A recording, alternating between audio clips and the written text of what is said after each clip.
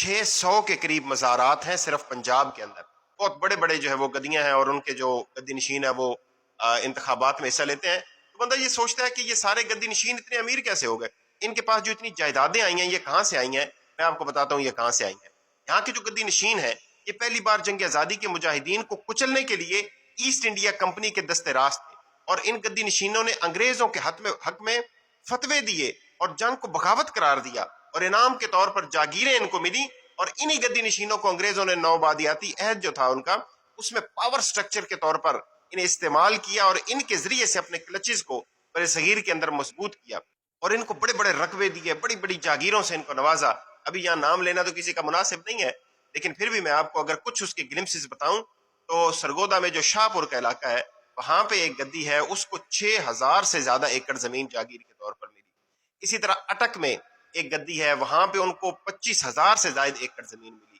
جھنگ کا ایک بہت بڑا نام ہے سیاست کے اندر، ان کو 9000 ایکڑ سے زیادہ زمین جو ہے وہ انگریز نے دی. ملتان کا ایک بہت بڑا نام ہے، ان کو 11,000 ایکڑ سے زیادہ زمین دی.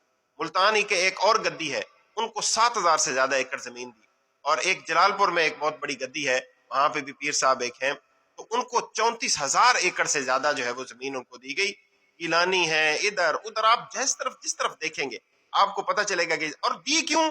دی اس لیے کہ جب جنگ آزادی شروع ہوئی اور اس سے پہلے بھی جب ملتان میں کے اندر ایک پلٹون نے بغاوت کر دی تھی، تو یہ سارے گدی نشین تھے، انہوں نے اپنے اپنے مریدین کو ساتھ لے کے ان مجاہدین کو مارا، ان کو شہید کیا، اور اس کے بدلے انگریزوں سے جو ہے وہ نگد پیسے بھی لیے، اور اپنی اس وفاداری کے صلے میں ان سے جاگیریں بھی وصول کی. اور ساتھ ساتھ انہوں نے ان کو مختلف عہدے دیے، کسی کو کسی نام سے، کسی کو سر کا خطاب دیا، کسی کو جناب کنگ کا خطاب دیا، کسی کو ذیلدار کا خطاب دیا، کسی کو کسی عہدے پہ لگایا، کسی کو کسی عہدے پہ لگایا. اور یہ سارے لوگ جو تھے بنیادی طور پہ انگریز کے مفادات کے محافظ تھے اس علاقے کے اندر. لیکن پھر جب پاکستان بنا اس وقت تو ان سب نے مخالفت کی، چند ایک جو ہے وہ پیران الزام کے علاوہ باقی سب نے پاکستان بننے کی مخالفت کی تھی اور انگریز کا ساتھ دیا تھا. جب پاکستان بن گیا تو یہ پاکستان کے مامے بن گئے آ کے، اور اس وقت سے لے کے آج تک یہ خاندان ہیں جو مختلف پارٹیاں جوائن کرتے ہیں. کبھی مسلم لیگ نون جوائن کرتے ہیں، کبھی پیپلز پارٹی جوائن کرتے ہیں، کبھی تحریک انصاف جوائن کرتے ہیں، کبھی کاف لیگ جوائن کرتے ہیں، لیکن رہتے پاور ہاؤس کے اندر ہیں اور انہی جاگیروں سے آیا ہوا پیسہ. اور ان جاگیروں کے اوپر میں بالکل کیٹیگوریکلی یہ کہنا چاہتا ہوں، کوئی حق نہیں ہے ان کو ان جاگیروں کے اوپر. انگریز کا کوئی رائٹ نہیں تھا کہ اتنے بڑے بڑے رقبے جو ہے جو یہاں کے لوگوں کی ملکیت ہیں، جو جہاں کے عوام کی ملکیت ہیں، وہ ان لوگوں کو دے کر جائے. لیکن وہ دے کر گئے اور ان کے ایمان کے اوپر اس سے کوئی فرق نہیں پڑا، ان کو کوئی پریشانی نہیں ہے اس سے. اور انہوں نے انہی زمینوں کی پیداوار اور انہی سے آنے والے پیسوں سے استعمال کر کے اپنے علاقے کے لوگوں کو جو ہے وہ اپنا غلام بنا کے رکھا، ان سے ووٹ لیے، پاور جو کوریڈورز ہیں ان کے اندر ہمیشہ اپنے آپ کو جو ہے وہ شامل رکھا، اور مجموعی طور پہ انہوں نے دین کی کوئی خدمت نہیں کی.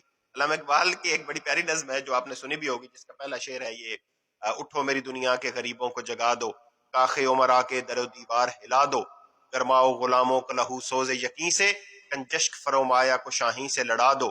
اس کا ایک بڑا پیارا شعر ہے، آپ سنیے گا، آپ کو سمجھ آ جائے گی کہ اس میں وہ کس کو مخاطب کر رہے ہیں. وہ کہتے ہیں کہ کیوں خالق و مخلوق میں حائل رہیں پردے، پیران کلیسا کو کلیسا سے اٹھا دو.